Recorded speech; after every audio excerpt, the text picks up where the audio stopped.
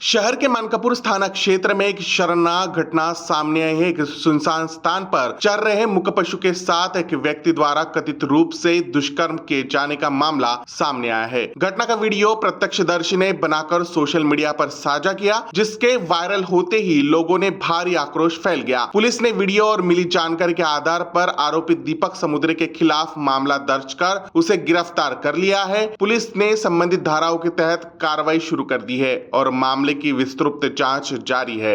आरोपी से पूछताछ कर घटना के सभी पहलुओं की जांच की जा रही है।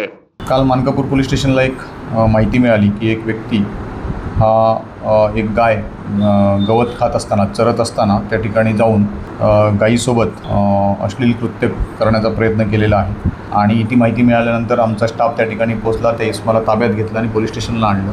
यामध्ये सदर कृत्य जे पाहणारे तक्रारदार आहेत त्या तक्रारदारांची तक्रार घेऊन आरोपीविरुद्ध गुन्हा नंबर 277/2026 कलम 11(1)A ॲनिमल क्रुएल्टी ॲक्ट प्रमाणे याच्यामध्ये गुन्हा दाखल करून आरोपीला डिटेन करण्यात आलेला आहे। सदर आरोपी हा विकृत स्वरूपाचा असण्याची शक्यता आहे आणि त्याने केलेले कृत्य हे अतिशय चुकीचं असल्यामुळे त्याला आम्ही तात्काळ ताब्यात घेतलेला आहे आणि त्याचा पुढील तपास करत आहोत। आहे दीपक राजेश समुद्रे, राहणार ज्ञानेश्वर नगर, मानकापूर। हा 46 वर्षाचा आहे आणि हा छोटी मोठी मोलमजुरीची काम करतो।